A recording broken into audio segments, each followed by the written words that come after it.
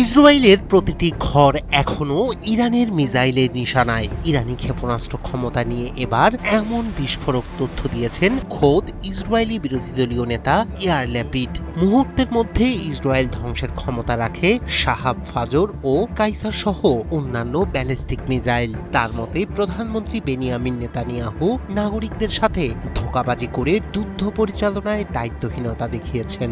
সামরিক ও কূটনৈতিক ফ্রন্টে ইসরায়েলের অবস্থান দুর্বল বলেও জানান তিনি। বিশ্লেষকরা বলছেন এ যুদ্ধ প্রমাণ করল শক্তি আর যুদ্ধ জাহাজই সব নয়। মধ্যপ্রাচ্যে এখন নতুন বাস্তবতা, যেখানে ইরানি একমাত্র সুপার পাওয়ার আর ইসরায়েল অসহায়।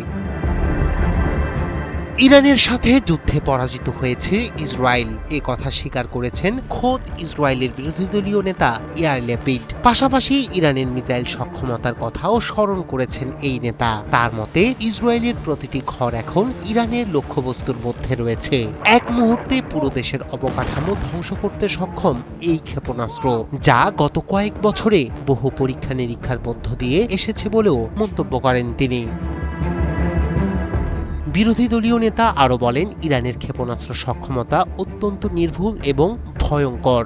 দেশটির অন্যতম সক্ষম অস্ত্র ভাণ্ডারে রয়েছে শাহাব 3, ফাজর 5, খোরদাদ 3 এবং কাইসার ধরনের ব্যালিস্টিক ক্ষেপণাস্ত্র, যেগুলো হাজার কিলোমিটার দূরের লক্ষ্য ঠিকঠাক নির্ধারণ করতে সক্ষম।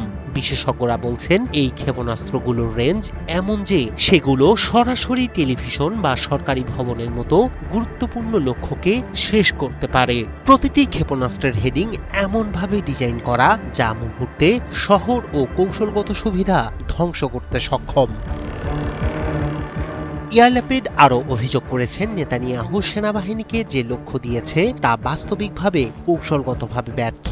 যুদ্ধক্ষেত্রে বিমান বাহিনীর দক্ষতা দেখিয়েছিল, তবুও কূটনৈতিক ফ্রন্টে ইসরায়েলের অবস্থান ক্রমশ দুর্বল হয়ে গেছে। বিশ্লেষকরা বলছেন, ইরানের এই ক্ষেপণাস্ত্র কৌশল শুধুমাত্র প্রতিরক্ষা নয়, আক্রমণাত্মক সক্ষমতাও বহন করে। শাহাব 3 এবং ফাজর 5 এর মতো মধ্যদৈর্ঘ্যের ব্যালিস্টিক ক্ষেপণাস্ত্র ইসরায়েলের বড় শহরগুলোকে সহজে লক্ষ্যবস্তু বানাতে পারে। আরও ক্ষিপ্র এবং উচ্চ নির্ভুল খোরদাদ 3 ও কাইসার ক্ষেপণাস্ত্র দিয়ে মুহূর্তের মধ্যে শহর, মিলিটারি বেজ এবং গুরুত্বপূর্ণ অবকাঠামো ধ্বংস করা সম্ভব। বিশ্লেষকরা মনে করছেন, ইরানের মিসাইল ক্ষমতা এবং নিখুঁত লক্ষ্য নির্ধারণের সক্ষমতা ইসরায়েলের প্রতিটি শহরকে সহজলভ্য লক্ষ্য বানিয়ে দিয়েছে। ইয়ার ল্যাপিড এবং অন্যান্য বিশ্লেষকরা একমত, এই যুদ্ধ কেবল মাঠে নয়, কূটনৈতিক মঞ্চেও ইরানের প্রভাবকে আরও দৃঢ় করেছে। রায়হান কবির শুভ্র, ৭১।